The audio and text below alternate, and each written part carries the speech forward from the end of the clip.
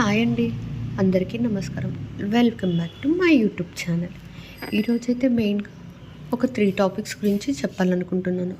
First one వచ్చేసరికి husband and wife relationship గురించి అండి. ఇందులో వచ్చేసరికి వైఫ్ గురించి మాట్లాడుతున్నాను. వైఫ్ని మనం ఫినాన్షియల్ హోమ్ మేనేజర్ చేయడం చాలా కరెక్ట్ అండి. బయట దేశాలలో చూసారా, ఆడవాళ్ళకి ఎంత విలువ ఇస్తున్నారు, కానీ మన దేశంలో ఆడవాళ్ళంటే చీపురు పుల్లతో సమానంగా తీసేస్తున్నారు కొంతమంది. అందరూ కాదండి, కొంతమంది మాత్రమే. ఆఖరికి మన ఫినాన్షియల్ మేనేజర్ కూడా నిర్మలా సీతారామన్. ఆమెను చూసైనా మన కొంతమంది మగవాళ్ళు నేర్చుకోవాలండి. పొద్దున లేచిన దగ్గర నుండి రాత్రి నిద్రపోయేంత వరకు ఒళ్ళు అలసేలా పని చేస్తుందండి. కానీ కొంతమంది ఏమంటారు, నువ్వేం చేస్తున్నావు, ఇంట్లో కూర్చొని ఖాళీగా తిని ఉంటున్నావు అంటున్నారు. మీరు ఆఫీస్కి వెళ్ళేటప్పుడు ఎక్కడివి అక్కడ వేసేసి వెళ్ళిపోతారు. మీకు బాక్సులు కట్టాలి, బట్టలు ఐరన్ చేయాలి, బట్టలు ఉతకాలి, అంట్లు తవ్వాలి, ఇల్లు ఊడ్చి అన్నీ చక్కబెట్టాలి. మరియు మీకు ఇష్టం వచ్చిన ఆహారం రుచికరంగా చేయకపోతే పైగా తనపై అరుస్తారు. అదే ఒక్కరోజు మీరు వంట పని చేయండి, ఎలా ఉంటుందో మీకు తెలుస్తుంది ఆ బాధ. అంట్లు తవ్వండి, తెలుస్తుంది. అంతేకాని చీటికి మాటికి ఆమెను మాత్రం అనమాకండి. అలాగే కొంతమంది మగవాళ్ళు అంటారు, మా అమ్మ వంట బాగా చేస్తుంది, మా అక్క వంట బాగా చేస్తుంది, నువ్వెందుకు చేయట్లే అని అంటారే. ఇప్పుడు మీరు మీ వైఫ్ని అన్నట్టు వాళ్ళ హస్బెండ్స్ కూడా వాళ్ళ వైఫ్ని అంటారు కదా, మరి ఆలోచించరా? ఒకప్పుడు మీ అమ్మ అంటే ఇంట్లోనే ఉండేది, అందరి దగ్గర వంటలు నేర్చుకుంది. కానీ ఇప్పుడు మీ భార్యలు చదువుకొని ఉన్నారు, చిన్నప్పటి నుంచి పెళ్ళి అయ్యేంత వరకు హాస్టల్స్లో ఉంటారు. కొంతమంది పెళ్ళి అవ్వగానే మీతో పాటు వేరే ఊరికి వచ్చేస్తారు, మీరు ఎక్కడ ఉద్యోగం చేస్తే అక్కడికి. ఈ టైంలో వాళ్ళకి వంట నేర్చుకునే టైం ఎక్కడుంది చెప్పండి. అలాగే ఇంకొంతమంది ఆడవాళ్ళు ఏం చేస్తారంటే, నా ఇల్లు నా కుటుంబం అని పెళ్ళి అయ్యి పిల్లలు పుట్టగానే ఉద్యోగం వదిలేస్తారు. ఎందుకు వదిలేస్తారంటే, అటు ఈక్వల్గా ఇంట్లో పని చూసుకోవాలి, ఇల్లుని చక్కదిద్దాలి, భర్తకి కావాల్సినవన్నీ ఇవ్వాలి, పిల్లలకి కావాల్సినవన్నీ చేయాలి. ఇలా చేసినప్పుడు తనకి రెస్ట్ ఎక్కడ దొరుకుతుందండి? అలాగనే ఏమైనా చిన్న లోపం జరిగినా కానీ కయ్యమని అరుస్తారు కొంతమంది మగవాళ్ళు అయితే. అలాంటప్పుడు తను ఉద్యోగం మానేసి ఇల్లు చక్కబెట్టుకోవడానికి ఇంట్లోనే ఉంటుంది. అలాంటి ఆడవాళ్ళు భర్తల దగ్గర రూపాయి తీసుకోవడానికి కూడా అస్సలు సహకరించరండి. అసలు సెల్ఫ్ రెస్పెక్ట్ అనేది ఒకటి అడ్డొస్తుంది. కానీ వాళ్ళని ఒక మాట అడగండి, మీ హస్బెండ్ మిమ్మల్ని ఎలా చూసుకుంటున్నాడు అని. చాలా బాగా. సెకండ్ టాపిక్, తల్లిదండ్రుల గురించి. ఒకప్పుడు పాతకాలంలో పిల్లల్ని పెంచాలంటే తల్లిదండ్రులే కాదండి, కుటుంబం మొత్తం సహాయం చేసేది.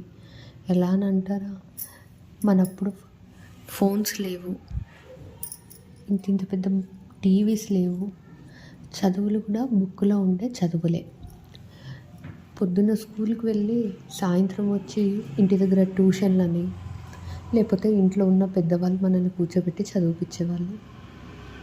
అది అయిపోగానే సాయంత్రం పూట ఆడుకొని నానమ్మ తాతయ్య లేదా అమ్మమ్మ తాతయ్య వాళ్ళ దగ్గర ఉంటూ వాళ్ళ ప్రేమలకి అనుబంధాలకి చాటుతూ ఉండేవాళ్ళం. కానీ ఇప్పటి కాలంలో ఏమైందండి, తల్లిదండ్రులు ఉద్యోగాలకు వెళ్తారు, పిల్లలు స్కూళ్ళకి వెళ్తారు, సాయంత్రం వచ్చేసరికి 6:30 7 అవుతుంది. ఈ టైంలో ఎంతమంది పిల్లలు మానసికంగా బాధపడుతున్నారో చూసారా?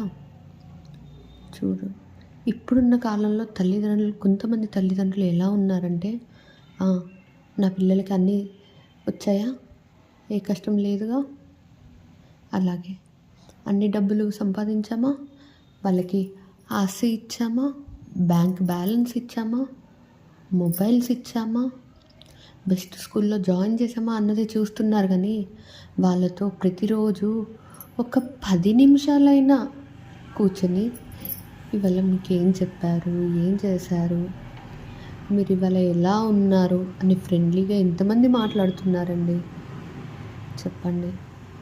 అందుకనే పిల్లలు చాలా లోన్లీగా ఫీల్ అయిపోయి మొబైల్స్కి అటాచ్ అవుతున్నారు, ఎలక్ట్రానిక్స్ ఐటమ్స్కి అటాచ్ అవుతున్నారు, బయట ప్రేమ అనురాగాలకి వాళ్ళు అటాచ్ అవుతున్నారండి.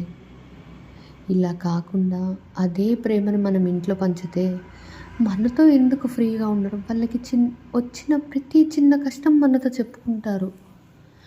అంతేగాని వాళ్ళ కష్టం చెప్పుకోలేనంత ఇదిగా మనం ఉన్నామంటే మనం ఎలాంటి పేరెంట్స్ చెప్పండి.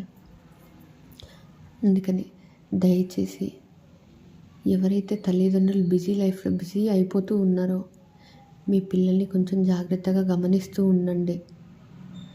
వాళ్ళు ఏం చేస్తున్నారు, ఏంటి, మనం ఎంత డబ్బులు ఎంత సంపాదించామన్నది ముఖ్యం కాదండి. మన పిల్లలకి ఎంత ప్రేమ అనురాగం ఇచ్చామన్నదే ఇంపార్టెంట్. ఈ మధ్యకాలంలో చిన్న వయసులోనే పిల్లలు ఆత్మహత్య చేసుకోవడం, లేకపోతే ఒకరిని ఒకరు ద్వేషించడం ఇలాంటివన్నీ జరుగుతున్నాయి. ఎందుకని ఇంట్లో ప్రేమ దొరకక అండి. ఫోన్లకు అడిక్ట్ అయిపోతున్నారు. ఆ ఫోన్లో ఏది చెప్తే అదే వీళ్ళు నమ్మేస్తున్నారు. సో అందుకని మీరంటూ తల్లిదండ్రులు కొంచెం పిల్లల కోసం టైం ఇవ్వండి. అలాగనే నా పిల్లలు ఐఏఎస్ కావాలి, ఐపీఎస్ కావాలి అని అంటున్నామే, ఒక కండక్టర్ లేదా డ్రైవర్ లేదా ఆటో తోలుకునే వాళ్ళ వ్యక్తి కూడా వాళ్ళ పిల్లలు గవర్నమెంట్ స్కూల్కి వెళ్తారు, కానీ ఆ పిల్లలు మంచి మంచి పొజిషన్స్లో ఉంటున్నారు.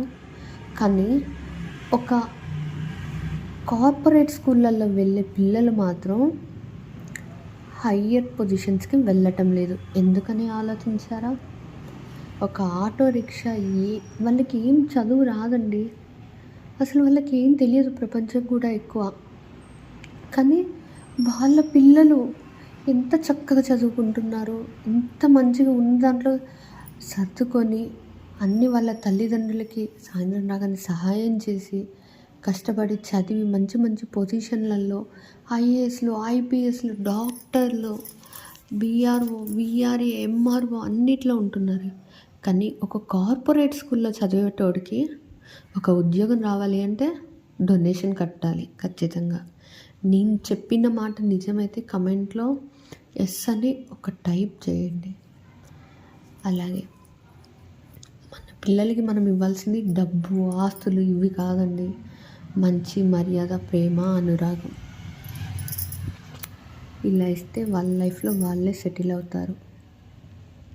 Thank you.